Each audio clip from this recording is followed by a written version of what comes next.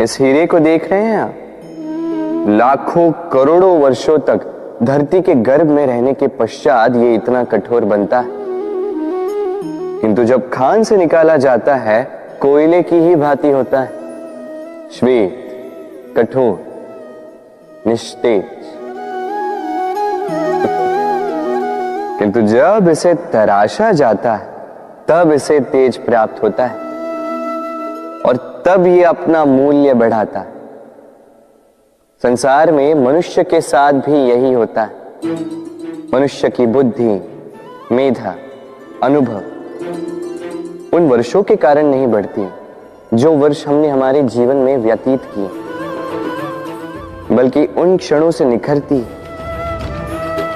जब हमने कठिनाइयों का सामना किया, चुनौतियों का सामना किया, संकटों का सामना किया, छल और पीड़ा से। इसलिए यदि आपके जीवन में आपके सामने संकट आए, चुनौतियां आए, पीड़ा आए, तो उसे भयभीत मत होइएगा, उसका स्वागत कीजिए, क्योंकि यही परिस्थितियां आपको वो अनुभव देगी जो आपको प्रबुद्ध करे। राधे राधे। प्रकृति ने हर जीव में एक भाव भरा है ताकि वो निश्चल ना रहे, कुछ न कुछ कर्म करता रहे, और वो भाव है भूख। संसार में हर जीव, हर पशु, पक्षी, प्राणी परिश्रम करता रहता है अपनी इस भूख को मिटाने के लिए। परंतु क्या अन्य जीवों की भांति मनुष्य की भूख भी पेट तक ही सीमित रहती? तन की भूख मिटाते मिटाते कब ये भूख मन और माया की तृष्णा में बदल जाती है पता ही नहीं चलता। और अधिकतर ये तृष्णा धन संग्रहित करने तक ही रह जाती। अपना जीवन जीना छोड़कर किसके लिए ये धन संग्रहित कर रहे हैं? आने वाली पीढ़ी के लिए। बड़ी विचित्र बात। अपना जीवन जीना छोड़कर धन संग्रहित करते करते अपने जीवन का सुख भी मिटा रहे हैं और आने वाली पीढ़ी को कर्म करने से भी बाधित करते। पूत कपूत तो क्यों धन संचय, पूत सपूत तो क्यों धन संचय। अपनी संतान को संस्कार दीजिए, धन नहीं। यदि संतान संस्कारी हो तो अपना स्वयं का एक संसार बना ली। यदि असंस्कारी हो तो आपका बना बनाया संसार यूं ही नष्ट कर दे। इसलिए जीवन में यदि कुछ संचय करना है तो ज्ञान संचय कीजिए, प्रेम संचय कीजिए, और मेरे साथ प्रेम से कहिए राधे राधे। जीवन को रथ कहा जाता है, किंतु क्यों? अब आप कहेंगे कि इसलिए क्योंकि जीवन भी रथ की ही भांति चलता रहता है। किंतु कभी आपने इस रथ को समझने का प्रयास किया? रथ में आगे अश्व होते हैं और पीछे पहिए।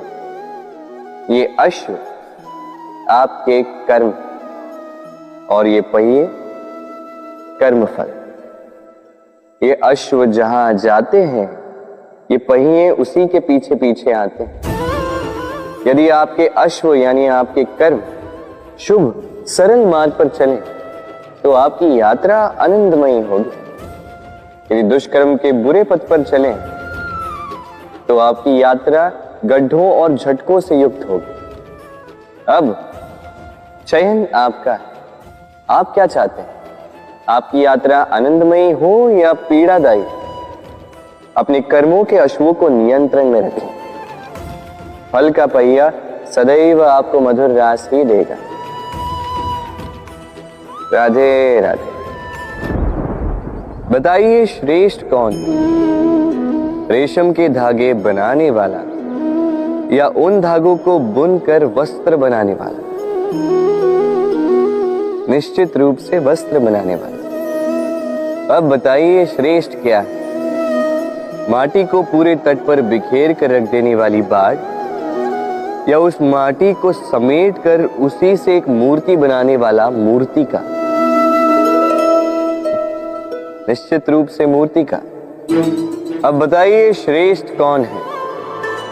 देवताओं और दानवों का वो दल जिन्होंने अमृत प्राप्ति के लिए इस संसार में हलाहल फैला दिया, या वो महादेव जिन्होंने इस हलाहल को सूक्ष्म करके अपने कंठ में समाहित कर लिया। निश्चित रूप से महादेव श्रेष्ठ। इसी प्रकार संसार में छोटी छोटी बातों को बड़ा करने वाले श्रेष्ठ नहीं होते, क्योंकि छोटी छोटी नोकझोंकों को द्वंद्व में परिवर्तित करना बड़ा ही सरल है। किंतु श्रेष्ठ सदैव वो होता है जो बड़े से बड़े युद्ध को समझौता बनाकर समाप्त कर दे। राधे राधे। संसार में सबसे कठिन कार्य क्या है? कोई कहेगा पर्वत पर चढ़ना, कोई कहेगा तैरना, कोई कहेगा उड़ना। किंतु क्या ये वास्तव में कठिन है? असल में देखा जाए तो बस ये थोड़े भिन्न है। जो कर्म हमारे लिए करना थोड़े भिन्न हो, हम उसे कठिन समझ लेते। जैसे तैरने की कला भिन्न है, अपने शरीर के रस से इसे बुनती है। क्या आप इसका उद्देश्य जानते हैं? आखिर मकड़ी इन जालों में नन्ही कीटों को फंसाकर उन्हें अपना भोजन बना लेती है। और क्या आप ये बात जानते हैं कि एक दिन मकड़ी इन्हीं जालों में फंसकर मृत्यु को प्राप्त हो जाती है? बताइए क्या करते हैं आप इन जालों के साथ? दिखते ही हटा देते हैं इनका अस्तित्व, है ना? दूसरी ओर चिड़िया का घोंसला, चिड़िया भी बड़े परिश्रम से इसे बनाती है। किंतु यदि चिड़िया इसे छोड़कर चली भी जाए, उसके पश्चात भी लोग इसका विनाश नहीं करते। कारण क्या? कारण यह है कि इसका निर्माण जीवन के संचयन के लिए किया गया था, आखेट के लिए नहीं। स्मरण रखिएगा, जीवन में आपका परिश्रम कितना भी अधिक हो, यदि आपका लक्ष्य शुभ ना हो तो आपको भी विनाश पाना ही होगा। तो सृजन करते रहिए और मगन होकर कहें राधे राधे।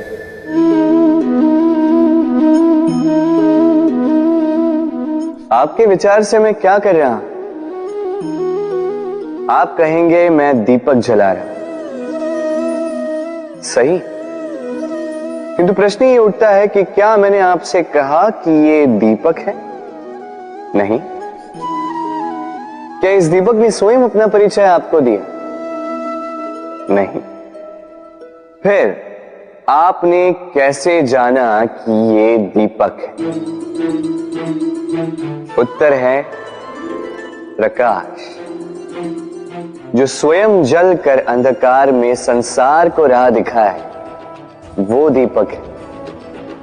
जो निराशा में आशा की ज्योत दिखाए, वो दीपक है। दूसरी ओर सर्प है, जो दिखे नहीं, बस फुफकार दे तो लोग भयभीत हो जाते हैं। अर्थात व्यक्ति का परिचय उसके कर्मों से मिलता है। इसलिए आपको ये बताने की आवश्यकता नहीं कि आप कौन हैं। ये आपके कर्म ही निश्चित करेंगे कि लोग आपसे दीपक समझकर प्रेम करेंगे या सर्प समझकर भयभीत रहेंगे। राधे राधे। समय कितना विचित्र होता है। समय हमारे साथ हो तो हम स्वयं को राजा मान लेते हैं। वही समय यदि विरुद्ध हो जाए तो रंक बनने में समय नहीं लगता।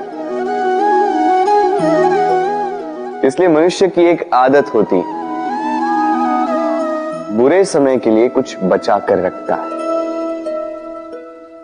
संबंधी, मित्र बुरे समय में साथ छोड़ देते हैं। यश, मान बुरे समय में चला जाता है। तो व्यक्ति सोचता है क्यों ना धन संचय कर, धन का तो कोई मन नहीं होता जो समय आने पर बदल जाए।